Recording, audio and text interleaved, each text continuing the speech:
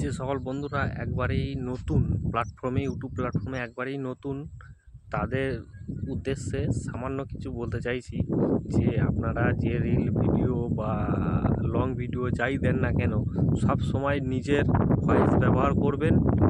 যদি অন্যের ভিডিও অন্যের ভিডিও বলতে আপনি নিজের ক্যামেরা থেকে যদি অন্য কারো একটা হয়তো কোনো মজাদার বা কোনো গল্প কি যাই হোক কোনো সিনারি দেখান, তবে নিজের ভয়েসটা একটু এডিটিং করার চেষ্টা করবেন। আর অন্যের স্বর নেওয়ার চেষ্টা করবেন না।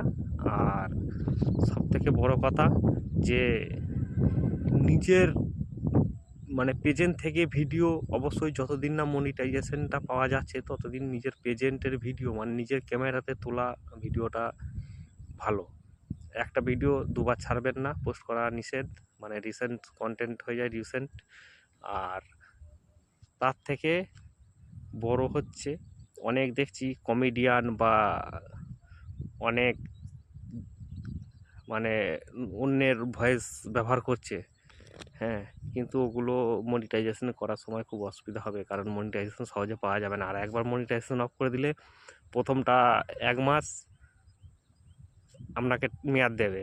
1 মাস পরেও যদি না ঠিক করতে পারেন, কন্টেন্ট যদি না সঠিক করতে পারেন, আবার ওরা ভেরিফাই করে দেখবে কোম্পানি, দেখে প্রায় 3 মাস তারপর এরকম করে করে অনেক পেছিয়ে যাবে। যাই হোক, অন্যের ভয়েস অন্যের কন্টেন্ট না ব্যবহার করাই এটাই ভালো। সব সময় নিজের ক্যামেরাতে তোলা নিজের ভিডিও পোস্ট করলে তার সেটা অরিজিনাল, কিন্তু এতে ভিউটা একটু কম হবে জানি, কিন্তু ভিউটা কম হলেও পরিকাঠামোটা ঠিক থাকবে। আর ভিউ পেতে গেলে তো সেই এআই থেকে এডিটিং করতে হবে বা যাই হোক, খুব অন্যরকম। আর নিজের ক্যামেরা থেকেই খুব মজাদার টাইপের ভিডিও দিলে, কমেডি ভিডিও যাই বলেন না কেন, সবসময় নিজের ভয়েসে নিজের অভিনয়ে বা নিজেকে প্রেজেন্ট থেকে এই ধরনের ভিডিও ছাড়লে কোনো কপিরাইট বা কোনো সিস্টেমে আসে না।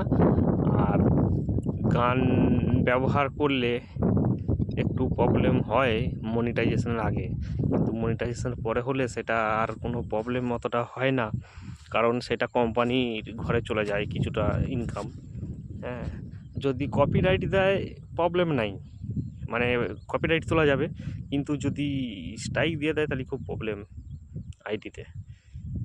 তাই কন্টেন্ট ছাড়ার আগে কিছুটা নিয়ম মেনে চললে খুব ভালো হয়, নাহলে মনিটাইজেশন করা খুব অসুবিধা। যেহেতু আমাকে 1 মাস অপেক্ষা করতে হয়েছিল আমার ওই কিছু অন্যের ভয়েস ছেড়ে দিয়েছিলাম বলে। যাই হোক,